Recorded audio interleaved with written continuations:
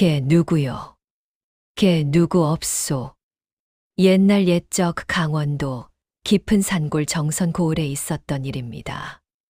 빗속을 뚫고 달려온 선비 하나가 다 쓰러져 가는 기와집 앞에서 소리쳤습니다. 과거를 보러 한양으로 가던 길, 날은 저물고 폭우는 그칠 줄을 몰랐지요. 낡은 대문은 삐걱 소리를 내며 저절로 열렸고 마당에는 잡초만 무성했습니다. 그런데 이 폐가에는 아무도 모르는 사연이 하나 숨겨져 있었습니다.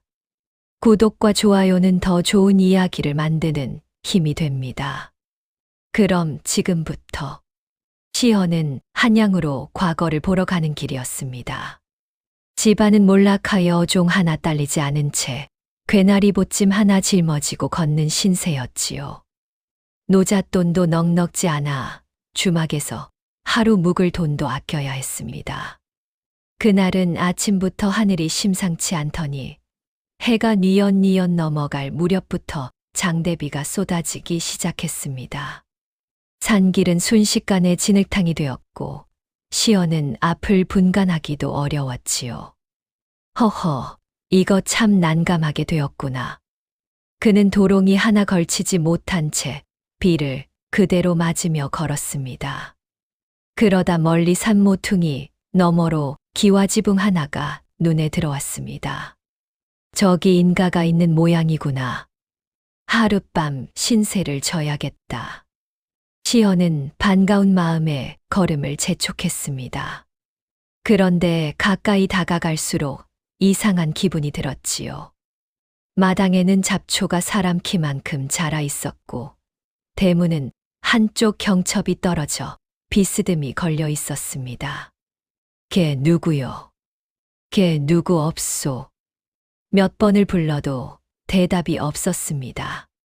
시연은 잠시 망설였지만 비를 피할 곳이 절실했던 터라 조심스레 마당 안으로 발을 들였습니다. 실례하겠소. 지나가는 나그네인데 하룻밤만 처마 밑을 빌리겠소. 역시나 대답은 없었습니다. 안채로 보이는 곳에 문을 살짝 밀어보니 삐걱 소리를 내며 열렸지요. 안은 먼지가 켜켜이 쌓여 있었지만 그래도 비바람은 피할 수 있는 곳이었습니다. 오늘 밤은 여기서 신세를 져야겠구나. 시연은 짐을 내려놓고 젖은 옷을 대충 짜냈습니다. 방 안은 사람이 산지 오래되어 보였지만 이상하게도 한쪽 구석에는 작은 경대와 빗이 가지런히 놓여 있었습니다. 마치 누군가 금방이라도 돌아올 것처럼 말이지요. 참으로 이상한 집이로구나. 그는 고개를 갸웃했지만 여독이 쌓인 몸은 이내 잠에 빠져들었습니다. 샵샵 그런데 이상한 일이 벌어졌습니다. 한밤중 시연은 문득 잠에서 깨었습니다. 빗소리는 여전했지만 그 사이로 낯선 소리가 섞여 들려왔지요. 크크, 크크크. 여인의 울음소리였습니다. 시연은 등골이 서늘해졌습니다. 걔 누구요? 떨리는 목소리로 물었지만 대답은 없고 울음소리만 더 가까워졌습니다. 시연이 조심스레 몸을 일으켜 문틈으로 밖을 내다보니 마당 한가운데 소복을 입은 여인 하나가 서 있었습니다. 흠뻑 젖은 머리카락이 얼굴을 반쯤 가리고 있었지요. 세상에. 시연은 온몸이 얼어붙는 듯 했습니다. 그러나 그는 이상하게도 그 여인에게서 두려움만큼이나 슬픔이 느껴졌습니다. 여인은 고개를 들어 시연을 바라보았습니다. 눈에는 눈물이 그렁그렁했지만 표정만은 애처로울 만큼 온화했지요. 나그네님, 놀라게 해드려 송구합니다. 여인의 목소리는 물기를 머금은 듯 젖어 있었습니다. 저는 이 집에서 죽은 정월이라 하옵니다. 나그네님께서 하룻밤 묵어가시니 오랜만에 사람의 온기를 느꼈습니다. 시연은 입술을 떨며 겨우 물었습니다. 그대는 어찌하여 이런 모습으로 나타난 것이오? 정월은 고개를 떨구었습니다. 제 억울함이 아직 풀리지 않았기 때문이지요. 그때였습니다. 갑자기 찬바람이 방 안으로 훅 밀려들며 등잔불이 흔들렸습니다. 시연은 저도 모르게 눈을 질끈 감았다가 다시 떴을 때는 정월의 모습이 온데간데 없이 사라져 있었습니다. 허허, 이것이 꿈이었는가, 생시였는가. 시연은 밤새 뜬 눈으로 지새웠습니다. 샵샵 날이 밝자 시연은 마을로 내려갔습니다. 간밤에 일이 꿈인지 생시인지 확인하고 싶은 마음이 컸지요. 마을 초입에서 나무를 하고 있던 노인 하나를 만나 물었습니다. 어르신, 저 위 폐가에 대해 아시는 것이 있습니까? 노인은 지게를 내려놓으며 한숨부터 쉬었습니다. 허허, 그 집 말씀이구려. 그 집은 본디 박노인이라는 분이 딸과 함께 살던 곳입니다. 박노인이라니요? 딸의 이름이 정월이었지요. 곱고 효심 깊은 아이였습니다. 그런데 3년 전 그 아이가 죽고 나서는 아무도 그 집에 살지 않습니다. 시연의 심장이 쿵 내려앉았습니다. 어찌 죽었습니까? 노인은 주변을 살피더니 목소리를 낮췄습니다. 관아의 향리 한덕수 나리가 아씨한테 절도 누명을 씌워서 매를 맞다가 그리 되었지요. 누명이라니 무슨 죄목이었습니까? 관아, 창고의 곡식을 훔쳤다는 것이었소. 하지만 마을 사람들은 다 압니다. 그건 억지 누명이었다는 것을요. 시연은 답답한 마음에 물었습니다. 어찌하여 그런 억지 누명을 씌운 것입니까? 노인은 고개를 저으며 낮은 목소리로 말했습니다. 박노인 소유의 땅이 관아 옆 기름진 논이었는데 한덕수 나리가 그 땅을 탐낸 지 오래였지요. 처음엔 헐값에 팔라 했으나 박노인이 거절하니 결국 그런 짓을 벌인 것이라 다들 짐작만 할 뿐입니다. 시연은 주먹을 꽉 쥐었습니다. 박노인은 지금 어디 계십니까? 마을 끝자락 오두막에 혼자 살고 계시오. 딸을 잃고 나서 반쯤 넋이 나가셨지요. 샵샵 시연은 박노인을 찾아갔습니다. 오두막은 정월이 죽었던 그 폐가보다도 더 초라했습니다. 박노인은 마당 한편에 쪼그려 앉아 멍하니 하늘만 바라보고 있었지요. 어르신, 지나가는 나그네인데 여쭐 말씀이 있습니다. 박노인은 힘없이 고개를 돌렸습니다. 무슨 일이시오? 혹 따님 정월 아씨에 대해 여쭤도 되겠습니까? 그 이름을 듣자 박노인의 눈에 순식간에 눈물이 고였습니다. 내 딸을 아시오? 간밤에 폐가에서 하룻밤을 묵었는데 따님의 홀령을 뵌 듯합니다. 박노인은 벌떡 일어나 시연의 손을 부여잡았습니다. 정말이오? 내 딸이 나타났단 말이오? 예, 억울함이 풀리지 않았다고 하셨습니다. 박노인은 그 자리에 주저앉아 통곡했습니다. 그 아이는 죄가 없었소. 곡식 도둑질이라니 말도 안 되는 소리요. 그날 밤 내 딸은 나를 위해 산나무를 캐러 갔을 뿐이었소.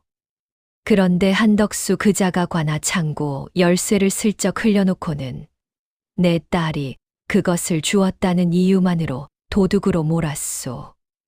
시연은 놀라 되물었습니다. 열쇠를 주운 것만으로 도둑이라니요. 그자는 창고에서 곡식이 없어졌다며 그 열쇠를 가지고 있던 내 딸을 범인으로 몰았소. 매질이 심하여 결국 박노인은 말을 잇지 못했습니다. 내가 관아에 가서 억울함을 호소해도 한덕수, 그자와 친분 있는 이방들이 다 막아섰소. 나 같은 힘없는 늙은이의 말을 누가 들어주겠소. 시연은 이를 악물었습니다. 어르신, 소생이 힘닿는 대로 이 억울함을 풀어드리겠습니다. 나그네님이 소생은 과거를 보러 가는 길이나 이런 억울한 사연을 보고 그냥 지나칠 수는 없습니다. 어르신, 그날의 일을 자세히 말씀해 주십시오. 증거가 될 만한 것이 남아 있습니까? 박노인은 눈물을 닦으며 고개를 끄덕였습니다. 딸아이가 죽기 전 소인에게 남긴 것이 하나 있소. 그는 방 안으로 들어가더니 낡은 보자기에 쌓인 무언가를 가지고 나왔습니다. 그것은 녹슨 열쇠 하나였습니다. 이것이 바로 그 열쇠요. 딸아이가 주었다는 그 열쇠 말이오. 관아에서는 이것이 창고 열쇠라 하였으나 시어는 열쇠를 자세히 들여다보았습니다. 그러다 무언가를 발견했습니다. 어르신, 이 열쇠 손잡이에 새겨진 글자가 보이십니까? 박노인은 눈을 가늘게 뜨고 살폈습니다. 글자라니, 여기 한 자가 작게 새겨져 있습니다. 이것은 관아의 물건이 아니라 한덕수 개인의 물건이 아니겠습니까? 박노인의 눈이 커졌습니다. 그럴 수가. 아마도 이 열쇠는 한덕수가 일부러 흘려놓은 것이 맞을 것입니다. 창고 열쇠가 아니라 자신의 개인 곳간 열쇠를요. 그리고 따님이 이것을 주었을 때 창고 열쇠라 우기며 누명을 씌운 것이지요. 박노인은 온몸을 떨었습니다. 그렇다면 이 열쇠가 증거가 될 수 있단 말이오? 예, 관아의 창고 열쇠와 이 열쇠가 다르다는 것만 밝혀지면 애초에 따님이 창고 곡식을 훔칠 수 없었다는 것이 증명됩니다. 샵샵 그날 밤 시어는 다시 폐가를 찾아갔습니다. 정월의 홀령에게 이 사실을 알리고 싶었기 때문이지요. 밤이 깊어지자 어김없이 찬바람이 불며 정월이 나타났습니다. 나그네님, 어찌 다시 오셨습니까? 시어는 정중히 예를 갖추어 말했습니다. 정월 아씨, 소생이 아버님을 뵙고 왔습니다. 그리고 이 열쇠도 확인했습니다. 정월의 눈에서 눈물이 흘러내렸습니다. 그 열쇠를 보셨군요. 예, 한덕수의 곳간 열쇠임이 분명합니다. 소생이 관아에 가서 이 억울함을 반드시 밝히겠습니다. 정월은 고개를 저었습니다. 나그네님, 그것은 위험한 일입니다. 한덕수는 관아의 이방들과도 결탁되어 있습니다. 자칫하면 나그네님까지 화를 입으실 것입니다. 아씨, 소생이 이대로 못 본 척 지나간다면 평생 마음이 편치 않을 것입니다. 게다가 소생은 곧 과거를 보러 가는 몸입니다. 만약 급제한다면 이런 억울한 일을 바로잡는 것이야말로 소생이 배운 학문의 쓸모가 아니겠습니까? 정월은 한참을 말없이 시연을 바라보았습니다. 그러다 조용히 입을 열었습니다. 나그네님의 뜻이 그러하시다면 한 가지 알려드릴 것이 있습니다. 무엇입니까? 그날 밤 저를 매질하던 자리에 이방 하나가 있었습니다. 그 이방은 처음엔 저를 두둔하려 했으나 한덕수의 협박에 결국 입을 다물었지요. 그 이방의 이름은 최돌석이라 합니다. 아직도 죄책감에 시달리고 있을 것입니다. 시어는 고개를 끄덕였습니다. 최돌석이라 알겠습니다. 그 자를 찾아 진실을 캐보겠습니다. 정월은 희미하게 웃었습니다. 그 웃음은 슬프면서도 한 줄기 희망이 담겨 있었지요. 나그네님께 이런 부탁을 드리게 되어 송구합니다. 하오나, 괴념치 마십시오. 소생이 반드시 아씨의 한을 풀어드리겠습니다. 찬바람이 다시 불며 정월의 모습이 서서히 흐려졌습니다. 나그네님, 부디 몸조심하십시오. 그 말을 끝으로 정월은 사라졌습니다. 샵샵 이튿날 시연은 최돌석을 찾아 나섰습니다. 마을 사람들에게 수소문한 끝에 최돌석이 관아 근처 작은 초가에 산다는 것을 알아냈습니다. 시연이 찾아갔을 때 최돌석은 마당에서 집신을 삼고 있었습니다. 최돌석이라는 분을 뵈러 왔습니다. 최돌석은 낯선 이의 방문에 경계하는 눈빛을 보였습니다. 뉘신데 저를 찾으십니까? 소생은 과거를 보러 가는 선비 이시연이라 합니다. 3년 전 정월 아씨의 일로 여쭐 말씀이 있어 왔습니다. 그 이름을 듣자 최돌석의 손이 순간 멈췄습니다. 집신을 삼던 손끝이 미세하게 떨렸지요. 그 일은 이미 지난 일이요. 더 이상 캐물을 것이 없소이다. 최돌석님, 소생은 그날의 진실을 알고 있습니다. 한덕수가 자신의 곳간 열쇠를 일부러 흘려놓고 정월 아씨에게 누명을 씌웠다는 것을 말입니다. 최돌석의 얼굴이 하얗게 질렸습니다. 어찌 그것을?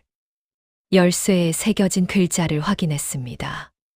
최돌석님께서도 그날 그 자리에 계셨다고 들었습니다. 최돌석은 집신을 내려놓고 한참을 침묵했습니다. 그러다 깊은 한숨을 내쉬었습니다. 맞소이다. 내 그 자리에 있었소.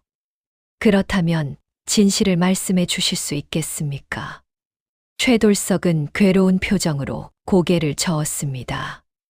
내가 그날 진실을 말하지 못한 것은 내 처자식 때문이었소. 한덕수 나리가 내 가족을 해치겠다 협박했었소. 지금은 어떻습니까? 지금도 그 협박이 두려우십니까? 최돌석은 눈을 감았습니다. 그의 눈가에 눈물이 맺혔습니다. 3년이 지났지만 그날 밤 그 아이의 비명이 아직도 귀에 생생하오. 죄 없는 아이가 억울하게 죽어가는 것을 보고도 입을 다물었던 내 자신이 매일 밤 나를 괴롭히고 있소. 최돌석님, 지금이라도 진실을 밝히면 그 아이의 한을 풀어줄 수 있습니다. 최돌석은 한참을 망설이다가 마침내 결심한 듯 고개를 들었습니다. 좋소. 내 증언하겠소. 다만 한덕수의 세력이 만만치 않으니 신중하게 움직여야 할 것이오. 어찌하면 좋겠습니까? 이번에 새로 부임한 사또가 있소. 강직하기로 소문난 분이라 들었소. 그분께 직접 구하는 것이 가장 확실할 것이오. 샵샵 그런데 그날 밤 뜻밖의 일이 벌어졌습니다. 시연은 박노인의 오두막에서 하룻밤 신세를 지기로 했습니다. 열쇠를 품에 안고 잠자리에 들었지요. 그런데 한밤중 문 밖에서 인기척이 느껴졌습니다. 걔 누구요? 대답 대신 문이 거칠게 열리며 건장한 사내 둘이 방 안으로 들이닥쳤습니다. 손에는 몽둥이가 들려 있었지요. 이놈, 순순히 그 열쇠를 내놓아라. 시연은 화들짝 놀라 몸을 일으켰습니다. 누구의 명을 받고 왔느냐? 닥치고 열쇠나 내놓으라 하지 않았느냐? 사내 하나가 시연의 멱살을 잡아챘습니다. 박노인이 놀라 소리쳤습니다. 이게 무슨 짓들이오? 늙은이는 가만히 있거라. 다른 사내가 박노인을 밀쳐 넘어뜨렸습니다. 시연은 품 안의 열쇠를 지키려 몸을 웅크렸습니다. 이 열쇠는 억울하게 죽은 이의 한을 풀어줄 유일한 증거다. 결코 내줄 수 없다. 그러다 내놓은 목숨이 위태로워질 것이다. 몽둥이가 시연의 어깨를 내리쳤습니다. 시연은 고통에 신음하면서도 열쇠를 품 안 깊숙이 감춘 채 몸을 돌돌 말았습니다. 그때였습니다. 갑자기 방 안의 등잔불이 스스로 꺼지더니 창호지 문이 세찬 바람도 없는데 저절로 덜컹거리기 시작했습니다. 사내들은 순간 멈칫했습니다. 뭐야 이건? 싸늘한 냉기가 방 안을 감돌았습니다. 사내 하나가 몽둥이를 든 채로 뒷걸음질 쳤습니다. 누가 우는 소리가. 과연 어디선가 여인의 흐느낌 같은 소리가 희미하게 들려왔습니다. 겁에 질린 사내들의 얼굴이 하얗게 질렸습니다. 이 집엔 원기가 있다는 소문이 있었소. 도망칩시다. 사내들은 혼비백산하여 몽둥이를 내던지고 도망쳤습니다. 방 안에는 다시 정적이 찾아왔고 꺼졌던 등잔불도 이내 스스로 밝아졌습니다. 시연은 거친 숨을 몰아쉬며 품 안의 열쇠를 확인했습니다. 다행히 무사했지요. 아씨께서 지켜주신 것인가? 박노인도 몸을 일으키며 떨리는 목소리로 말했습니다. 나그네님 괜찮으시오? 크게 다치신 곳은 없소. 괜찮습니다, 어르신. 어깨가 조금 아플 뿐입니다. 이런 험한 꼴을 당하게 해서 미안하오. 저들은 필시 한덕수가 보낸 자들일 것이오. 시연은 어깨를 매만지며 이를 악물었습니다. 이럴수록 서둘러야겠습니다. 한덕수가 우리의 움직임을 눈치챈 것이 분명하니 지체하면 더 큰 위험이 닥칠 것입니다. 하나 저들이 또 찾아오면 어찌하오? 시연은 잠시 생각하다 입을 열었습니다. 어르신, 오늘 밤 안으로 최돌석님을 뵙고 내일 아침 일찍 사또께 고하러 가야겠습니다. 시간을 끌수록 저들에게 유리할 뿐입니다. 박노인은 걱정스러운 눈빛으로 시연을 바라보았습니다. 나그네님까지 위험에 빠뜨리는 것은 아닌지. 괴념치 마십시오, 어르신. 이미 시작한 일, 끝을 봐야 하지 않겠습니까? 시연은 아픈 어깨를 부여잡고 자리에서 일어났습니다. 그 밤 그는 다시 최돌석의 집으로 향했습니다. 최돌석의 집 앞에 다다랐을 때였습니다. 최돌석은 이미 무슨 낌새를 챘는지 문 앞에서 서성이고 있었습니다. 나그네님, 이 밤중에 어인일이오. 얼굴이 왜 이리 창백하시오? 시연은 조금 전 있었던 일을 소상히 전했습니다. 최돌석의 낯빛이 굳어졌습니다. 한덕수가 벌써 낌새를 챘단 말이오? 이거 큰일이오. 그자의 손발이 관아 곳곳에 뻗어 있으니 우리가 사또를 뵈러 가는 길목에도 무슨 수를 써놓았을지 모르오. 그렇다면 어찌해야 하겠습니까? 최돌석은 한참을 고민하더니 결심한 듯 말했습니다. 관아 정문으로 가면 필시 저지당할 것이오. 내가 아는 뒷길이 있소. 관아 담장을 돌아 사또의 처소로 곧장 이어지는 길이오. 예전에 창고지기로 일할 때 알게 된 길이지요. 그 길을 이용하면 되겠군요. 다만 그 길은 어둡고 험하니 조심해야 할 것이오. 그리고 열쇠는 나그네님 몸에 지니지 말고 내게 잠시 맡기시오. 혹여 다시 습격을 당하더라도 저들은 나그네님만 노릴 터이니 말이오. 시연은 고개를 저었습니다. 아닙니다. 이 열쇠는 정월 아씨의 한이 담긴 물건입니다. 소생이 끝까지 지키겠습니다. 최돌석은 시연의 결연한 눈빛을 보고는 고개를 끄덕였습니다. 알겠소. 그 마음이라면 믿을 만하오. 서두릅시다. 날이 밝기 전에 사또를 뵈어야 하오. 두 사람은 어둠을 틈타 관아의 뒷길로 향했습니다. 험한 산길을 헤치며 걷는 동안 시연은 몇 번이나 나뭇가지에 긁히고 돌부리에 걸려 넘어졌지만 품 안의 열쇠만은 놓지 않았습니다. 마침내 두 사람은 무사히 관아 뒷문에 다다랐고 날이 밝기 전 사또의 처소에 도착할 수 있었습니다. 시연은 사또를 뵙기로 결심했습니다. 그러나 향리인 한덕수의 눈을 피해 사또를 만나는 것은 쉬운 일이 아니었습니다. 관아 앞은 늘 한덕수의 사람들이 지키고 있었기 때문이지요. 시연과 최돌석은 밤을 틈타 사또의 처소로 향했습니다. 다행히 사또는 아직 잠들지 않고 있었습니다. 사또 날이 밤늦게 무례를 무릅쓰고 찾아왔습니다. 사또는 낯선 방문객의 놀란 기색이었지만 이내 자리를 내주었습니다. 무슨 일로 이 밤중에 찾아온 것이오? 시연은 그동안의 사연을 소상히 아뢰었습니다. 정월의 억울한 죽음, 한덕수의 흉계, 그리고 열쇠에 새겨진 증거까지. 사또는 이야기를 들으며 낯빛이 점점 굳어졌습니다. 그것이 참말이오? 예, 여기 최돌석님이 그날의 증인이십니다. 소인이 증언하겠습니다.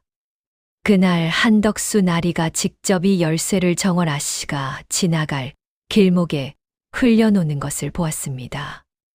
그리고 아씨가 그것을 줍자 창고 열쇠를 훔쳤다며 몰아세웠습니다. 한덕수의 얼굴이 새파랗게 질렸습니다. 이놈이 무슨 헛소리를. 소인은 그날 협박에 못 이겨 입을 다물었으나 이제는 더 이상 죄 없는 혼을 외면할 수 없습니다. 사또는 엄중한 목소리로 말했습니다. 한덕수, 내 죄를 시인하지 않겠느냐? 한덕수는 그 자리에서 다리가 풀려 주저앉았습니다. 사또 나리 소인은 그저 그 땅이 탐이 나서 그것이 사람 목숨보다 중했단 말이냐? 사또의 호통에 관하 마당이 쩌렁쩌렁 울렸습니다. 한덕수는 그 자리에서 오랏줄에 묶였습니다. 여봐라, 이자를 당장 옥에 가두어라. 그리고 죽은 정월의 죄를 사하고 그 아비에게 빼앗겼던 땅을 돌려주어라. 박노인은 그 자리에 주저앉아 통곡했습니다. 내 딸아, 이제야 내 억울함이 풀렸구나. 그날 밤 시연은 다시 폐가를 찾았습니다. 정월에게 이 소식을 전하기 위해서였지요. 밤이 깊어지자 여느 때처럼 찬바람과 함께 정월이 나타났습니다. 그런데 그 모습이 전과는 사뭇 달랐습니다. 젖어 있던 머리카락은 단정히 빗겨 있었고 표정에도 그늘이 옅어져 있었지요. 나그네님, 정월의 목소리는 떨리고 있었습니다.